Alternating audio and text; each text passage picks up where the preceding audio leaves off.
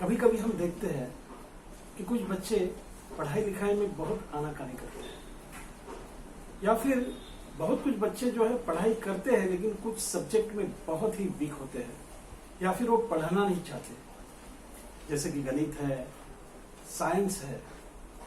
और सिर्फ बच्चों के ही साथ क्यों, बड़ों के साथ भी होता है। उन्हें जो दैनंदिन कार्य करने होते हैं उसमें कभी कभी उन्हें मन नहीं लगता, लेकिन करना तो पड़ता ही है। तो यस, हमारे मन में बहुत सारी छवियां होती है, बहुत सारे रिफ्लेक्शंस होते हैं, बहुत सारे बुरे होते हैं और कुछ अच्छे भी होते हैं। लेकिन हमें उन अच्छी छवियों को, अच्छी आदतों को, अच्छे रिफ्लेक्शंस को देखने की आदत होनी चाहिए। Yes, we have to develop that habit. तो हमें कुछ कार्य करने पड़ते हैं और कुछ कार्य ऐसे होते हैं जो अच्छे होते हैं, जो करने से हमें बहुत अच्छी एनर्जी आती है, ऊर्जा आती है। तो क्यों नहीं जो कार्य करने हैं और जो कार्य करने से एनर्जी आती है उसमें एक बैलेंस बनाए रखे, उसमें एक संतुलन बनाए रखे। तो एक उदाहरण देता हूं। मान लो एक बच्चा है जिसे गणित करते वक्त या साइंस में पढ़ाई करते वक्त बहुत ही तकलीफ होती है।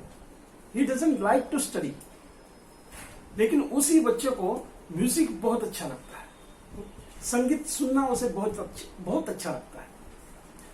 तो ये एक म्यूजिक थेरेपी है। उसमें ऐसा बताया जाता है कि मान लो कोई बच्चा है जिसे किसी विषय में रुचि नहीं है, लेकिन उसी के साथ अगर उसे संगीत अच्छा लगता है तो सुमधुर, बहुत ही मंद स्वर में मेलोडियस म्यूजिक लगा के रखना चाहिए।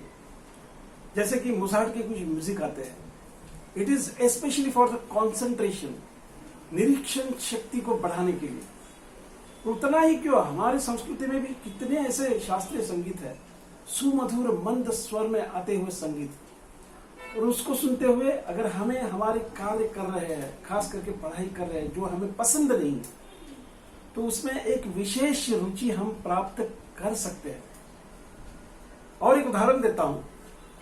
जब मैं 9वीं या 10वीं की कक्षा में था, तब हम कुछ मित्रों के साथ चिल्ड्रन कॉम्प्लेक्स गार्डन में जाकर पढ़ाई करते थे। और कभी कभी पेड़ पौधों के बीच में, फूल पौधों के बीच में टहलते हुए या बैठते हुए हम पढ़ाई करते थे, लिखते थे, और बहुत ही शानदार ऐसा अनुभव रहा।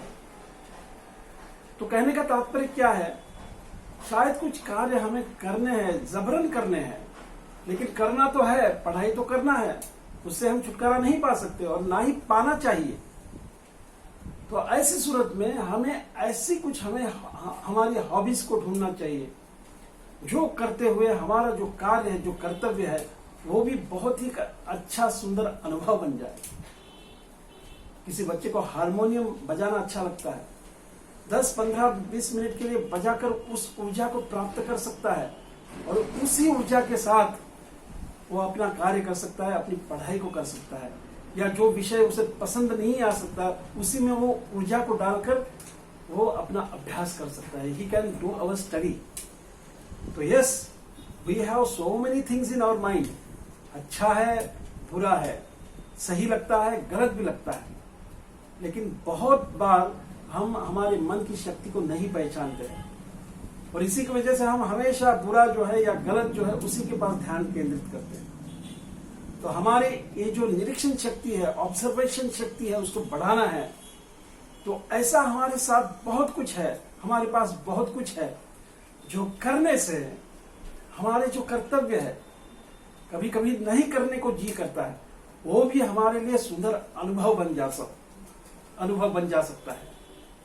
Yes, that is why we should try to develop our habit. We should try to nurture our good habits, and those habits will definitely help us to boost ourselves in good things, in our regular things, in our regular duties. तो yes, हमारे मन को हमें इस तरह से संवारने का कोशिश करना चाहिए, संवारने का प्रयास करना चाहिए, जिससे हम जो बहुत कुछ हमारे अंदर छुपा हुआ है उसको बाहर निकालकर हमारे कर्तव्य को, हमारे पढ़ाइयों को, हमारे अन्य कार्यों को एक सुंदर अनुभव बना दे। So yes, we can learn so many things through this mind power techniques and tools.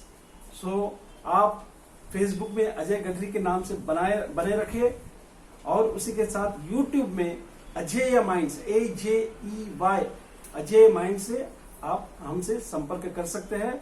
And to heal our mind, if you want to contact, you can contact on 9321996832. So thank you very much.